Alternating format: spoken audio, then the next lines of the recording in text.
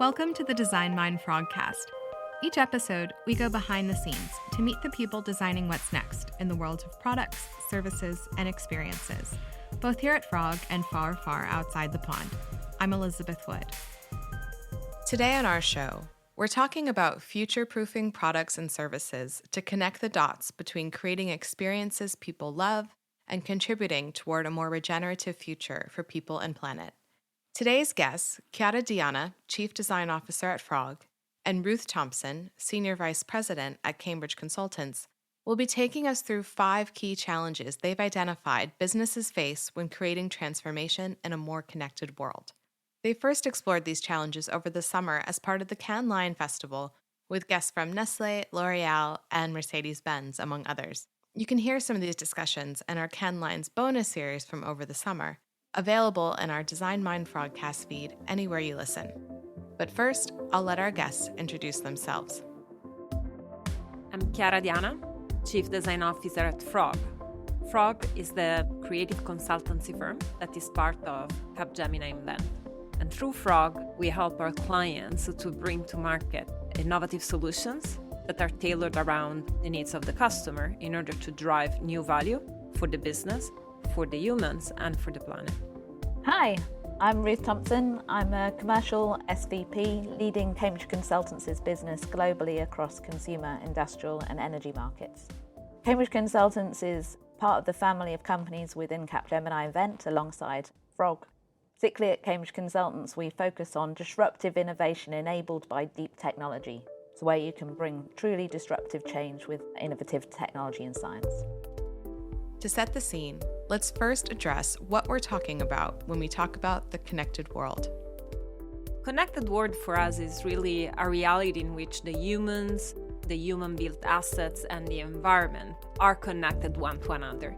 And this is creating a platform for more informed, more efficient, and more valuable interactions across all those parts for a broader collective benefit. This, you might say, is not new. 15 years ago, more or less, I would say, the concept of Internet of Things was born in a moment in which we started having a lot of machines connected one to another. So the concept of a connected reality is not new at all, but it's quite pervasive. We have a number of connected devices today, which is about the double of the world population and keeps increasing.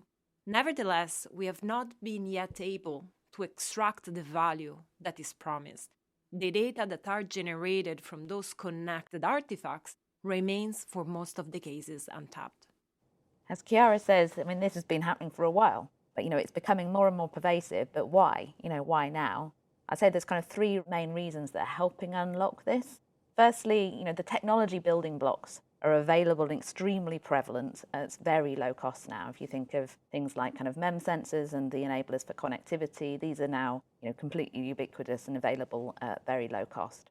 A second point would be if you think about a connected ecosystem, particularly for the consumer area, your phone is part of that system. And to most people, that is effectively already there as part of the system. So you've got part of the system kind of for free in people's pockets. So if you think about kind of an enabler there and think about kind of the additional cost, you've got part of the system there. I think a third reason of why now is kind of consumer expectation. Connectivity is all around us. Different sectors have adopted this at different stages. So for example, sports and fitness has been doing this for really quite a long time. The kind of whole movement of the quantitative self has been pretty pervasive. So people are expecting to be able to track, monitor, understand. Even if you're not in a B2C market, then your users are bringing expectations from their personal lives. And we're seeing lots of different sectors adopting this over time. I'd say, CPG sector is probably 10 years behind where sports and fitness are, but we're seeing kind of them adopt it as well as kind of into the healthcare and agriculture spaces. Yeah, and Ruth, if I may add, I think that there is an additional factor, which is kind of changing the rules of the game into this space, which is a very different and new consciousness on the scarcity of our resources as humanity, resources as a planet. And this is both on the side of the environment as well as on the side of the human resources. We hear all about SDG, Agenda 2023. Those are becoming guidelines for the governments and also for the organization to change the way in which they operate. So I truly believe that we are in a moment in which, through more intelligent sensors, for example, you refer to agriculture, monitoring the soil, the plants, the weather, we can really build solutions that are optimizing the way in which we consume land, water, or use pesticides. On the other side, if you think about remote patient monitoring or digital augmented treatments, we're really cutting the operational costs from the hospitals while providing more convenient care to the patients and better outcomes, again with less resources. So those are just two examples of how we can capitalize on the potential connected world as a way to really design a more sustainable society for all of us. So if there's such promise in using data and technology to contribute to more regenerative futures, what's holding people back? Probably if we would have the answer, we would all be very rich. I would say that we know that this is an urgency because of the factor that we just mentioned. Almost 90% of the organization that we had the opportunity to speak with through the Capgemini Research Institute, they say that they plan to offer intelligent services in the next 5 years. And they expect this to be so massive that in many cases, more than half of the revenues are expected to come from this part of the portfolio. So this is a massive industry shift that is planned for next 5 years, really now. Nevertheless, despite this imperative, only few of those organizations have scaled those use cases. The majority of them are stuck at proof of concept. So this means that it is an easy concept, but it's really difficult to realize those intelligent solutions on top of this connected world that we say is a platform for making them real. So what we did in the last years as we brought our capabilities together has been really to investigate what are the struggles that our clients face and kept discussing those iteratively more recently during our Frog Week at the Cannes Lions, where we have some of the front runners such as Mercedes, Nestlé or L'Oreal discussing with us where are their main struggles, where do they face blockers in realizing the true value of this potential. So we identified kind of 5 that we call them challenges. Those are representing what is preventing those organizations to realize value from those convergent portfolio. Sometimes those are very technical, sometimes are organizational, and sometimes even more cultural ones. So having those in clear sight, even just understanding that those challenges could emerge, is enabling us to put in place the right strategies to really unlock sustainable success. During our conversation, Chiara and Ruth identified 5 key challenges that are holding organizations back from realizing the connected world. The first has to deal with the disconnect between what technology can do and what customers actually want technology to do. The first challenge is that tech excitement outpaces customer benefit. I would say it's really easy to fall in love, us as individual and us as organization, with the latest technologies. But if you think of a technology and a product are 2 very different things. So we have seen in history, I was doing some research preparing for this panel, looking back at 2015. We saw several companies heavily investing to incorporate those latest technologies into their business and facing big failure in the market due to the lack of traction. I was scanning the 3D TVs. You might all remember them. And actually no one ever bought them. Or the Google glasses, which probably were a little bit too early to be adopted. Or the case for QR codes that only really got traction when the context of the COVID pandemic really made the case for alternative ways of interacting with product. So linking what is possible to what is valuable is one of the really core challenges of innovation, if we sum it up. And this is even harder in the moment in which we want to play in territories that are new, when what you are proposing is not something that you have a benchmark to measure against. So in those cases, it's really hard to anticipate what success could be. And so we really need to take an opportunity to be rigorous in the way in which we think about our business case, really transparent on the assumptions that we're using to feed the business case, and really honest on the areas where we lack information, because then we can be really obsessed and going deeper with our customers to fill the gap. understanding behaviors, understanding needs, understanding drivers and barriers to change, to adopt something that is new, are really important steps that we need to put in this kind of due diligence at the beginning of an innovation process. Don't fall in love with the idea at the beginning. Iterate the product up to you define an MVP, and even validate alternative go-to-market options, alternative business model for a same solution. We really need to embrace all those openness and uncertainties and put them into the innovation process. As Chiara says, it's very easy for people to get carried away with the technology. There's some exciting stuff out there, and there's a lot of companies being pushed to, embrace digital and connectivity. So we get clients coming to us saying, kind of help them create this digitally enabled product and service. And my first question is always, why? Why do you want to do this? Let's first understand kind of that value that you're trying to deliver for yourselves as a business and kind of for the end users, the consumers or other stakeholders. And then let's structure the value proposition and kind of the solution that we're trying to build around that, underpinned by that why. The answer to the why is going to be different for the different categories, for different brands, and for different types of products.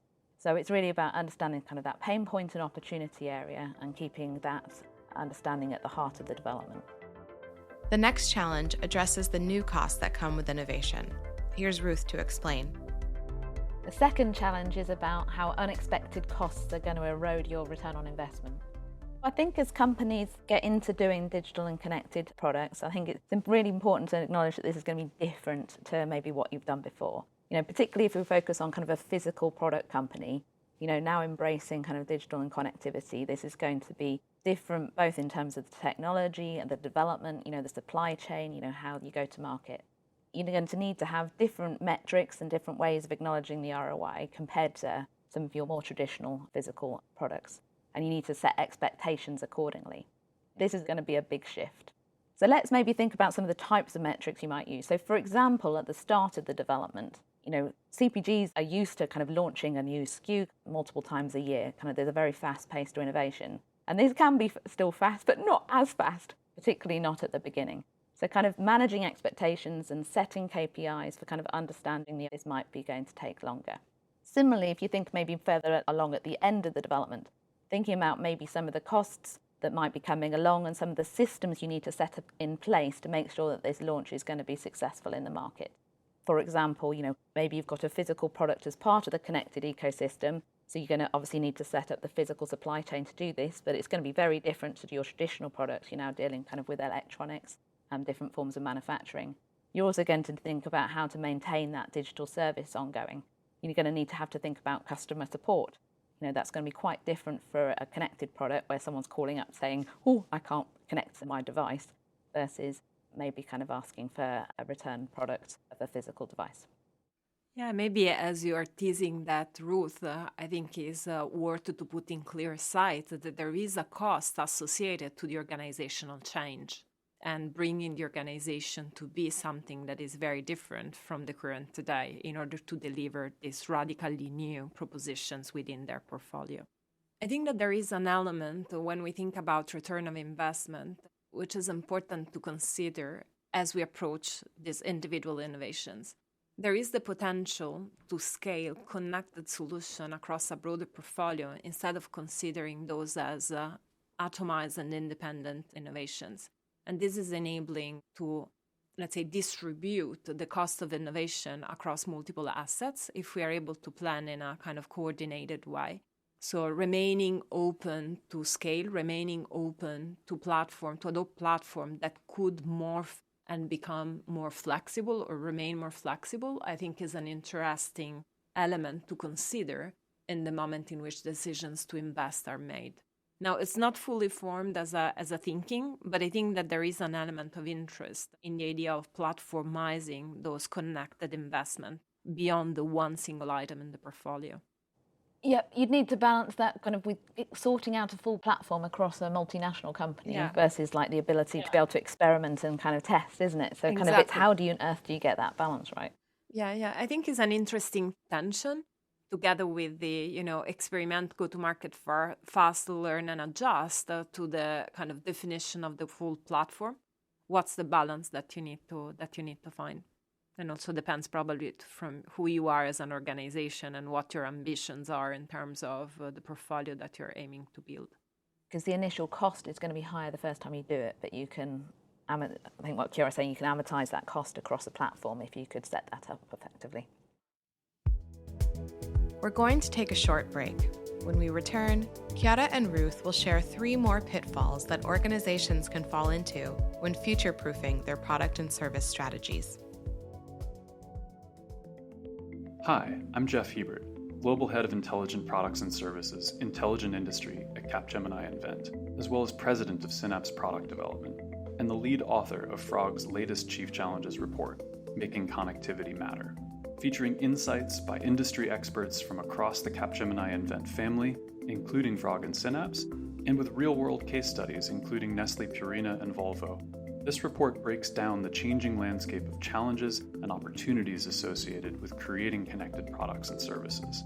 Together, we explore the significant value connectivity can bring and share perspectives on the ways businesses can successfully journey into increasingly intelligent offerings.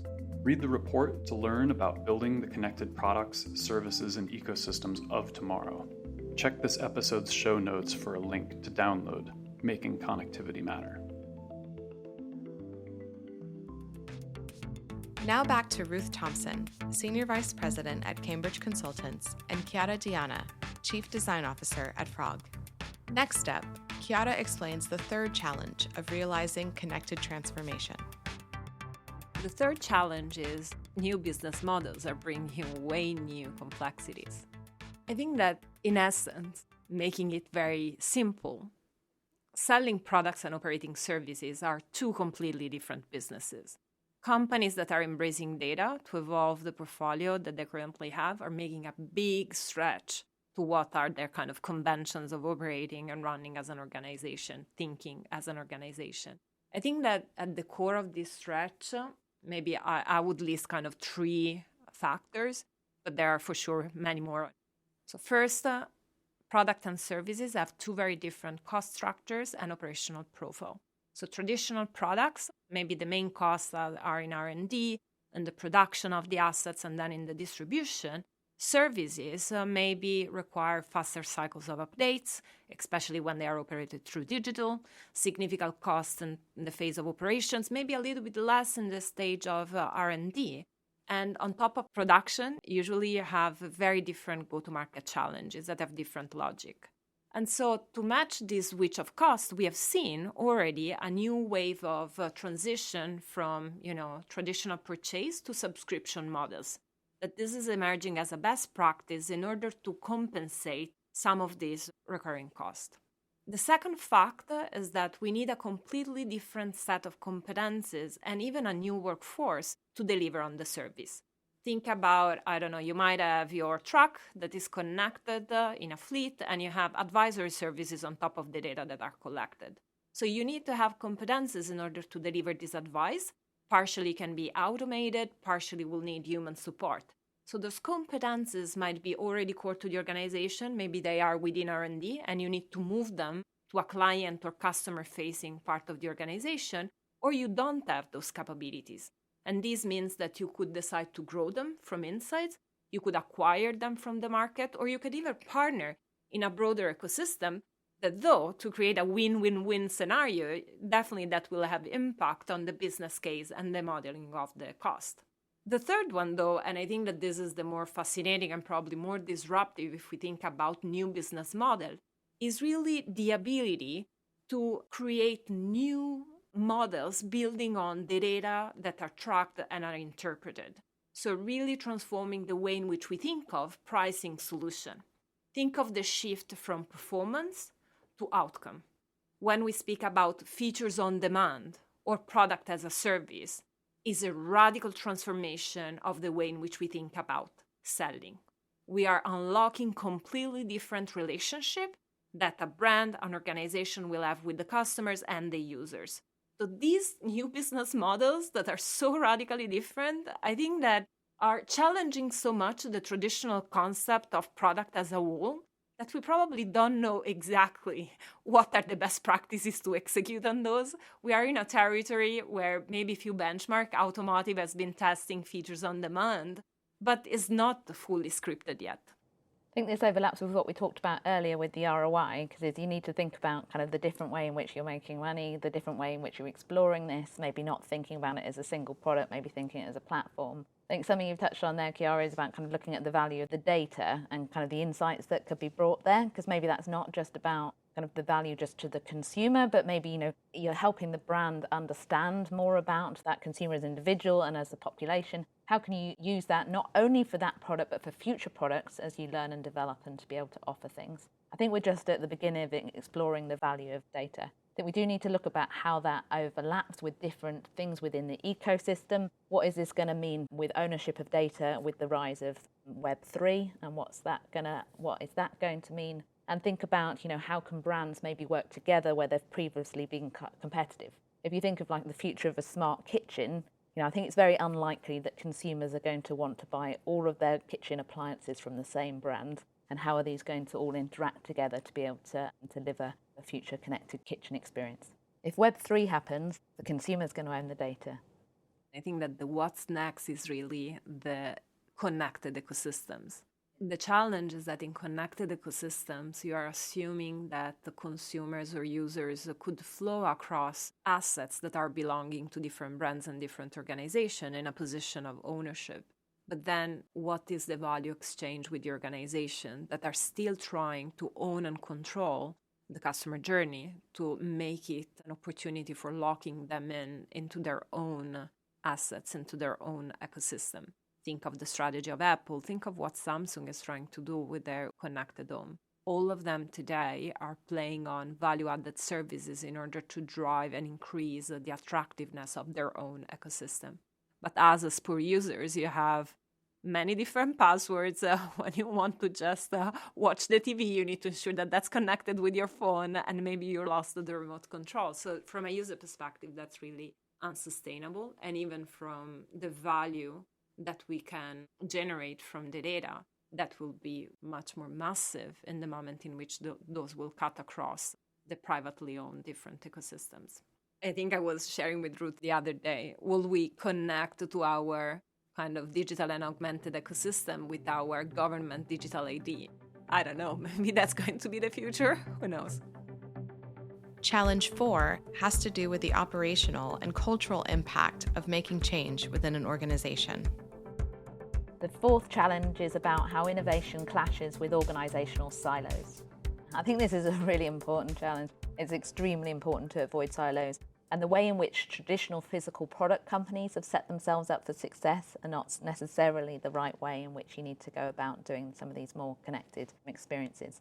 So we're talking about silos across the types of groups that need to bring a product to market. So across, R&D, kind of marketing, the brand people, kind of, IT, digital, kind of the ongoing supply chain. So those organizational structures, but also even within R&D. So let's just think about the technology development for the moment and how that could be split up.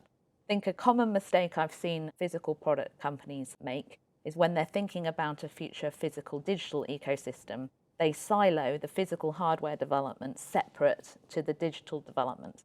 I think this is a real recipe for disaster because you're putting massively at risk creating a cohesive consumer experience by doing this. You're also risking that the system just isn't going to work. For example, I saw a project where the cloud team were building their system expecting that they were going to receive data from the physical device every few seconds, but separately the hardware team were developing it thinking it was going to be battery powered, would be asleep most of the time and only sync every few hours. So the thing isn't going to work, let alone thinking about the disaster that would be for the consumer experience. So you need to think about the whole development as an ecosystem. I think lots of companies, particularly kind of software-based companies, have had the role of a product manager, and that is increasingly being used in lots and lots of other industries. I think that's a really good idea. There's that single person who's got the job to ensure that the vision and the essence of the product concept is delivered. They need to be working closely with a technical system architect. I've also seen a mistake that people think a project manager can pull together these different streams, and that's a different skill set. You need a technical system architect to be able to pull this together. I think another thing is, as companies start doing this, we often see maybe like an incubator or like an X team is kind of created to be able to run some of these.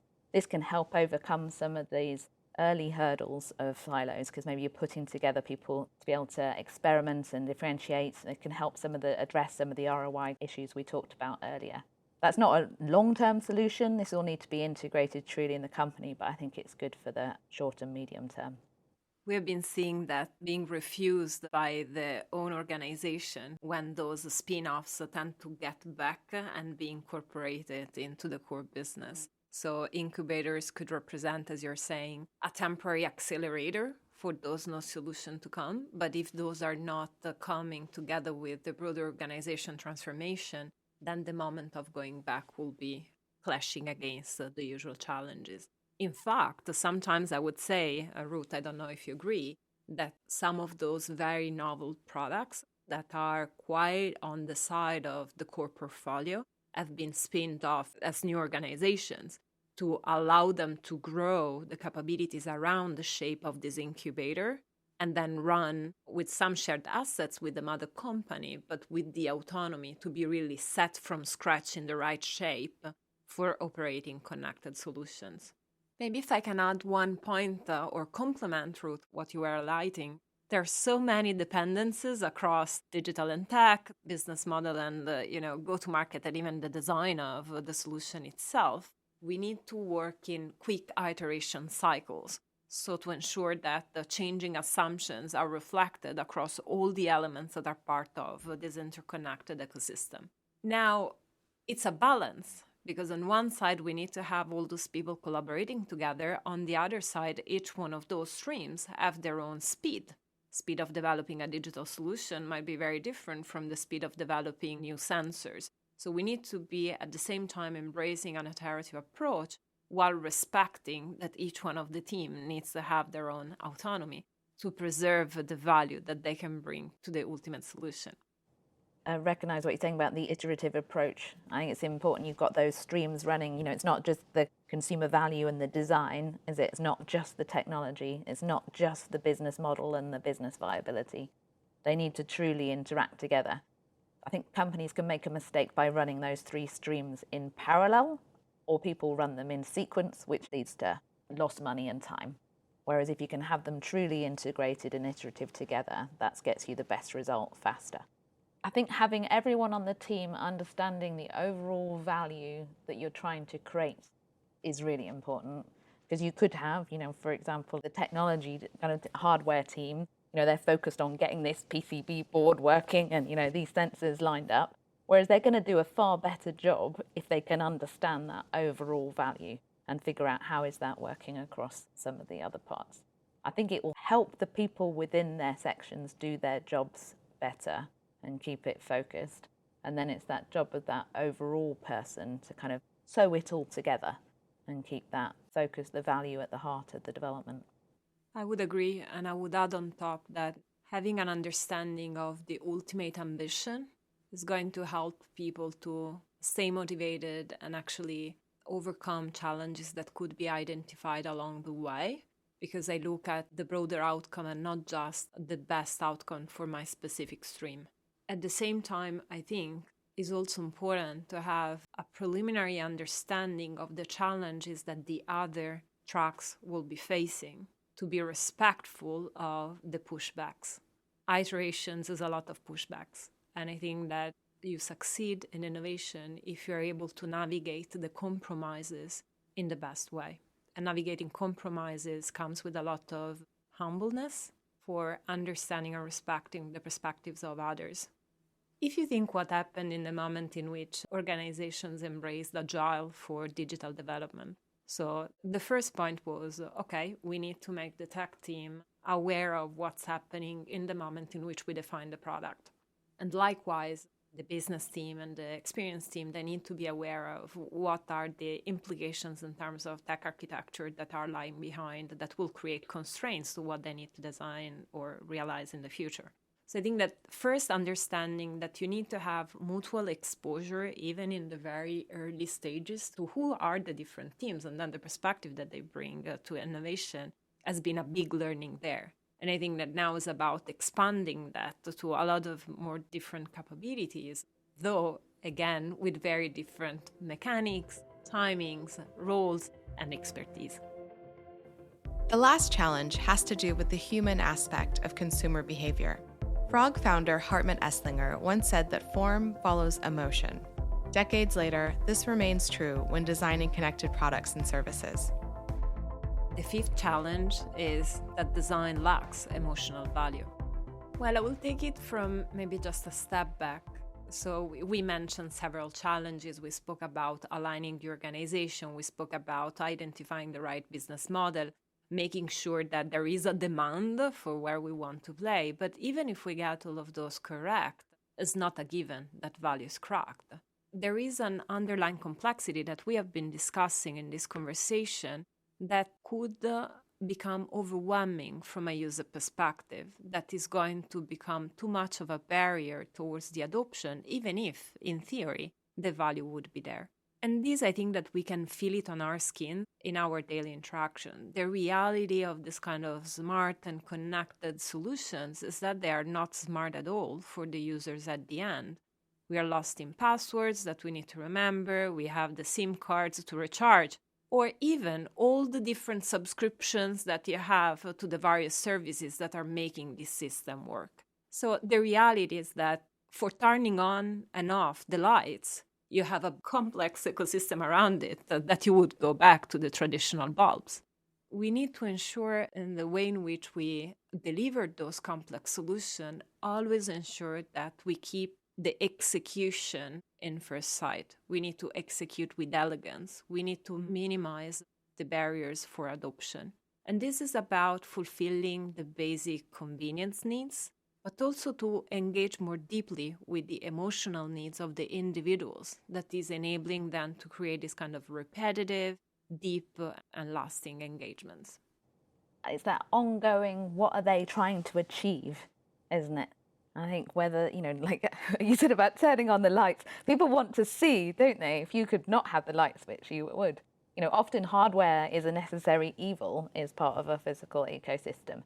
How are you getting it to help the consumer achieve what it is they're trying to achieve? If I think back to the early days of kind of sports and fitness devices, if you think of the number of kind of failed companies across that time, think about the number of different wearable devices that ended up at the back of the drawer all going dusty. What did they do wrong? I think with hindsight, we can look at it and go, they were focused on selling the thing, whereas actually what the people wanted to achieve was that overall fitness goal. Some of the ones I saw that were really great were, you could buy into this goal, this emotional destination. So, for example, I'm going to train and get ready for this marathon. I'm going to get ready to look good on the beach this summer. That is that overall kind of goal and emotional thing. It's not about buying a thing. And I think, Ruth, this is super interesting because it gets back to what we were saying, I think, at the beginning of this conversation, which is a transition from selling for a specific performance of the product or a feature of a product to selling the outcome. But in the moment in which you make the shift from the feature to the outcome you realize that is influenced by so many additional factors that are outside of the job to be done of the specific product. So this is requesting, and I think is a nice bridge to where we see the evolution of this whole connected world thing going, is an evolution from thinking of your own specific product performance to how those products are part of interconnected ecosystems of physical, digital, behavioral interventions that are actually helping humans to achieve this ultimate goal, to be the better self, to match with their own aspirations in life. During our conversation, Ruth and Chiara shared which challenges they think ultimately pose the biggest barriers. I'd definitely say the danger of the silos. I think particularly because we're seeing a lot of multinational companies, some of them over 100 years old. They've got a lot of established ways of doing things. These physical product companies have optimized themselves to be able to, pack, ship, deliver huge number of SKUs.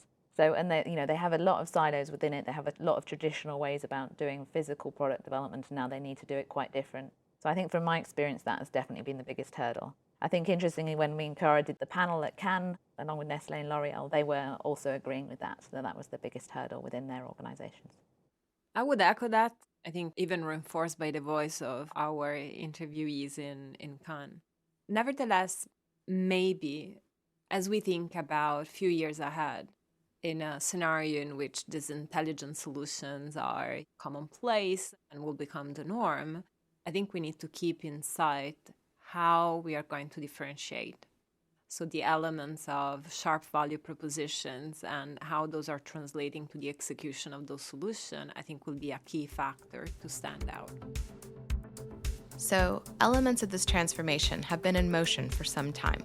Then what's next for the evolution of the connected world? If we observe this transformation from product to intelligent services, the reality is that we're switching the focus from just what one of these elements within an ecosystem is able to produce or deliver to what is the ultimate outcome that, supported by data and guided by intelligence, you are as a user, as a customer, as an individual, as an organization able to achieve. There is a shift from looking at individual components within this ecosystem to being part of a larger one. And I think that this is the shift that is still a struggle. This is the shift that we have to create the path for the future ahead. Today, we see that we are locked into very isolated, connected, and intelligent ecosystem in which data are owned, interpreted, and valued within very specific islands. But then the interconnection from one island to the other island is made by humans. You kind of re-logging into another ecosystem and recopying the data that you have from the other ecosystem just to share with your doctors what you collected on your Apple Watch. And this is just very, very basic example.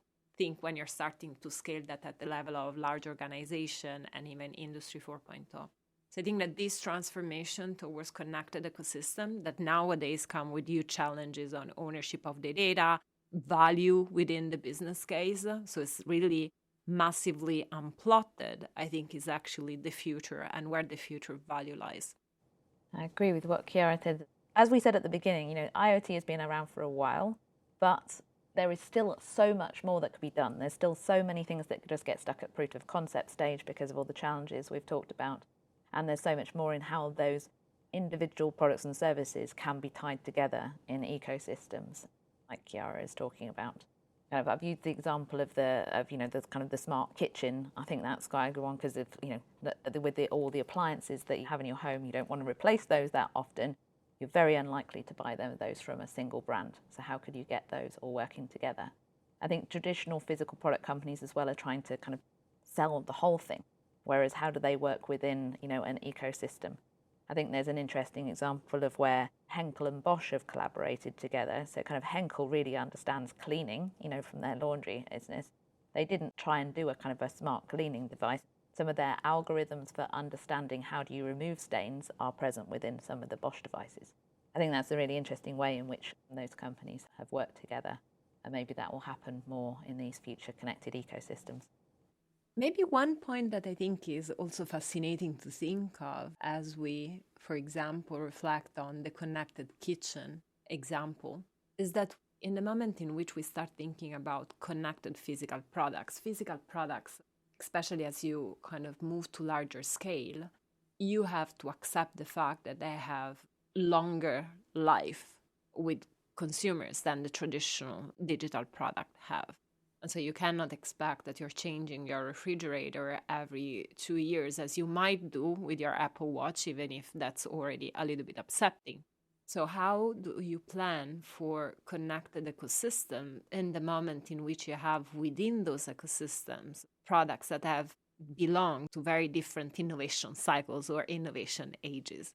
Think of our smart connected TV that we have in our apartment. Mine is probably old 12 years. Still, I can plug in a PS4 to see and watch Netflix, but it will not be as smart integrated to the rest of my connected home. So this idea of products that have different levels of intelligence according to the moment in which they were born, but are in reality part of ecosystems around the users, I think is a very fascinating one to address. So Chiara's talked about the connected ecosystem, so I think that's really important of how we think about kind of how do we tie different connected products and services together. I think even within how do we develop, a single kind of connected product and service, We've talked about kind of the challenges of silos and the importance of having the different groups linked together. I think we've touched on how it's important that you have the desirability, the feasibility, and the viability all running together. This can't be tech push. It also can't just be, a consumer vision without any enabling technology behind it. And neither of those are going to happen if someone's not going to make any money. So these things need to all come together to be able to work. We always say that you can't run these things in parallel because they need to be truly integrated. We also say you can't run them in series because you'll lose a load of time and money. So I think the best way of running connected product development, and actually any product development, I think the best thing to do is to run desirability, feasibility, viability truly integrated together to get the best results for your business.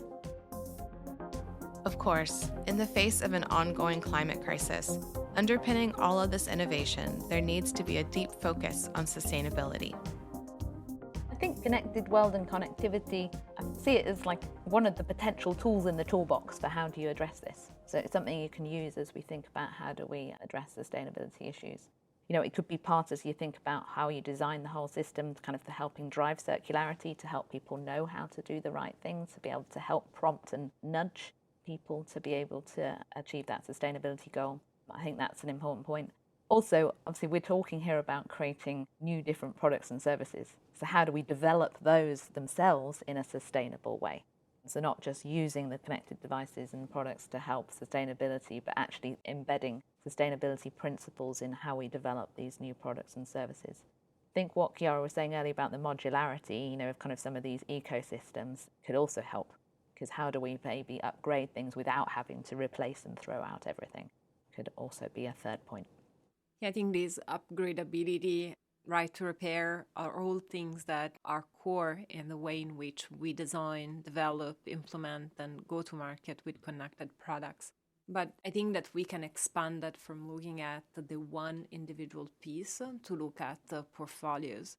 And so identify when you have the opportunity to converge features from different artifacts into one artifact in order to deliver more functionalities with less consumptions of energy and resources. So it's scaling the concept of sustainable development and life cycle assessment, not just to the one individual connected something, but to the entire product set or portfolio that an organization might have. And this, I think, is probably less relevant to the consumer space. But I think that as you move on the industrial side, definitely there is a big consideration that could be made. Across all innovation, Chiara and Ruth share why it's mission critical to stay laser focused on the human element of creating change. For me, I just want to emphasize what we said at the beginning about the role that connected product could play in a reality of a planet where resources are becoming more scarce and there is more awareness and desire to act on protecting those resources. I think that there is an aspect related to the environmental side, but we often undervalue the aspect about the scarcity of human resources. Doctors, teachers, think of all of them and how connected solutions could actually empower them to achieve better or with a better breath their scope or their ambitions. I think that that's massive and it's a very, very interesting angle. Which I think helps highlight how much more there is that could be done. Different industries are adopting it at different rates. There's more and more use cases emerging all the time. There's the global challenges to address, like Chiara's mentioned. So I do think we're just at the beginning, and there's a lot more we can do. That's our show. The Design Mind Frogcast was brought to you by Frog, a leading global creative consultancy that is part of Capgemini Invent. Check today's show notes for transcripts and more from our conversation. We really want to thank our guests, Chiara Diana, Chief Design Officer at Frog, and Ruth Thomson, Senior Vice President at Cambridge Consultants. Check our show notes for a link to learn more about the connected world at Frog, plus a link to download our new Chief Challenges report, Making Connectivity Matter. You'll also find a link to a summary of these challenges written by Chiara for Business Leader. We also want to thank you, dear listener. If you like what you heard, tell your friends. Rate and review to help others find us, and be sure to follow us wherever you listen to podcasts. Find lots more to think about from our Global Frog team at frog.co/designmind. That's frog.co. Follow Frog on Twitter at @frogdesign and @frog_design on Instagram. And if you have any thoughts about the show, we'd love to hear from you. Reach out at frog.co/contact. Thanks for listening. Now go make your mark.